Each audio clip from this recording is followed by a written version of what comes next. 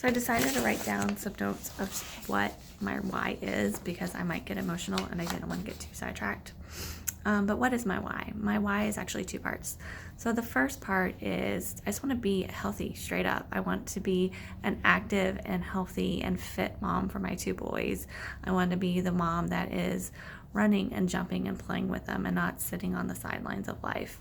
And I also want to have a really long life, and I want to be that active grandmother, not one that just sits on the couch and just kind of keeps them alive, but that builds those happy memories with my grandkids and my kids.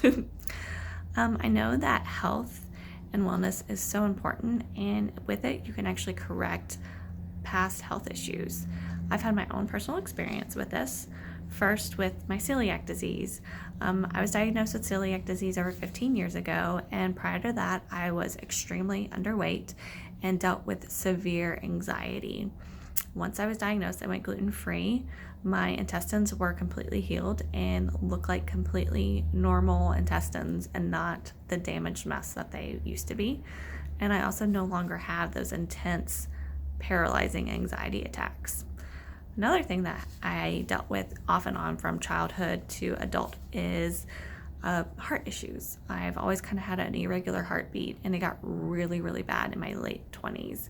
So bad that I ended up having to get a heart monitor and wear it for several days to figure out what was wrong. After stress test and an ultrasound, they discovered that the irregular heartbeat was related to a leaky heart valve. My cardiologist recommended that I start doing more cardio to kind of help keep it from getting any worse.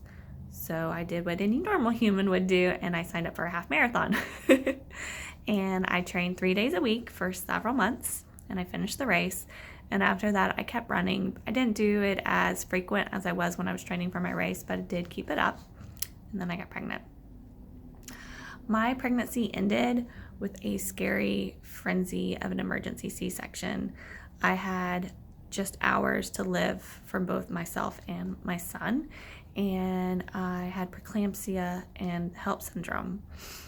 So while I was fighting for my life for a week, my son was fighting for his life in the NICU, and I felt horrible. I felt like I was failing as a mom already, and then on top of it, I felt physically horrible. I felt like my heart was about to explode from my chest. So I demanded a ultrasound. I really thought there was something going on with my leaky valve. And so when they did the ultrasound, they saw that there was no leaky valve. It had corrected, it had healed. So my choice of cardio, running, healed my heart. Both of my parents are overweight, and though you can't change your genetics, I do believe you can postpone some of the issues from them. So that is part of the reason why having a healthy weight is really important to me. Both my mother and my father carry their weight in their stomach.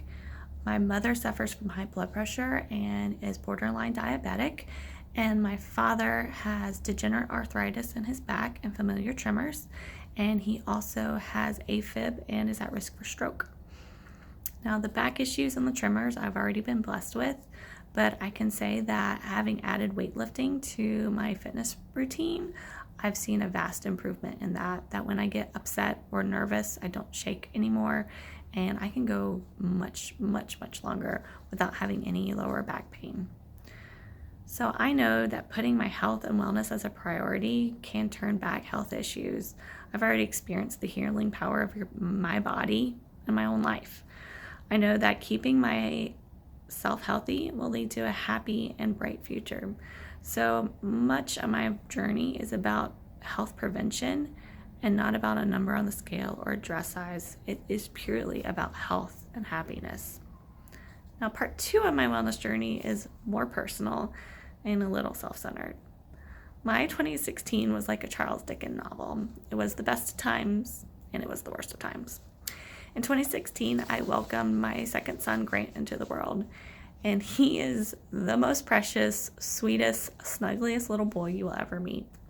And while I was in the glow of being a mom with a newborn, my marriage was falling apart. 3 months after my son was born, my husband admitted to having an affair. And I was devastated. And like a lot of women, my thoughts were, what is wrong with me? And why am I not good enough? And why am I not pretty enough or skinny enough? And what is wrong with me? And it's a horrible rabbit hole to fall into. And it's even worse when it's mixed with post-baby hormones and with somebody who'd already had problems being confident in their appearance. I felt like a shell of a person. I was frozen and I didn't know what to do. I spent the end of 2016 leaning into and investing in my soul and my inner health. I poured myself into devotions and personal development books. I invested in being the best mama I could be for my boys. And my husband and I were separated, and I used all my energy to be as positive and as happy in front of my kids as I could. I also relied heavily on Starbucks. I used those sugary coffee drinks each day to power me through work and then motherhood. And honest to God, I gained 10 pounds in a week. I remember buying a new pair of jeans on a Wednesday at my sister's shop in the square, and by the following Saturday, I could not fit into them. The depression of my post-baby body doubled down. I was soft and plump in all the areas I didn't want to be. I would come home with raw armpits because even the arms on my shirts were getting tight, and I knew I needed to do something. So 2017 became the year that I was going to get fit. I started January doing my typical tricks: clean eating, no change in my waistline or the scale. I did South Beach diet and gained 5 pounds when before I would easily lose 10. I looked into fitness classes, and in my area, most of the gyms cater to stay-at-home moms. And since I work full-time and already have about a 2-hour commute round trip, I didn't want to spend more time at a gym away from my boys. I looked into personal trainers. They wanted to charge me my mortgage payment a month to train with me 2 days a week. I even tried my Beachbody DVDs that I had in my TV cabinet, but I could not self-motivate for more than just a few days. To add insult to injury, my coworkers asked if I was pregnant while making the baby bump signal to their stomachs. I ran into my office and I cried. Then, late one day in April, I saw a post on Instagram for a free 2-week trial in an online fit group. I had nothing to lose, so I signed up and I worked out 5 days a week for 2 weeks. It was the longest I had worked out ever. I lost the 5 pounds that I had gained from the South Beach diet, and I felt like I was on my way. I signed up for BOD and I continued on my journey. Then this is where becoming a coach kind of came into play. I will always show up for others more than I'll show up for myself. It's sad, but it's true. The coach I was originally working under ended up dropping off the face of the earth. She was having some medical issues and just disappeared. And being the giver and leader that I am, I started to motivate the group in her absence. But without the coach for myself, I also started to lose motivation. So I changed coaches and found a great fit with my girl, Stacy. The program I was working on was a little more than I really had time for. It was a 6-day-a-week, hour-long workouts, and I was already just struggling as a single mom to keep everything afloat. So when I saw that there was a new programming launching the following month that was only 4 days a week for 30 minutes, I was completely down with that.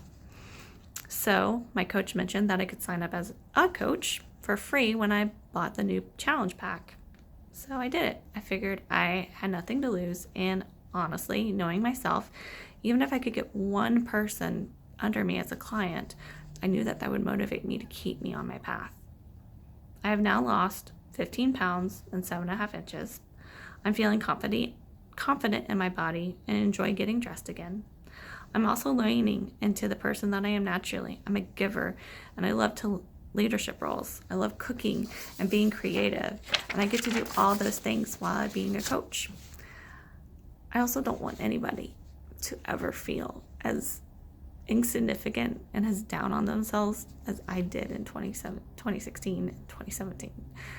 Was an awful feeling. And if I can help even just one person know that they're beautiful inside and out, no matter what they weigh, but that they can find health and happiness again, I'm all for that. So that is my why.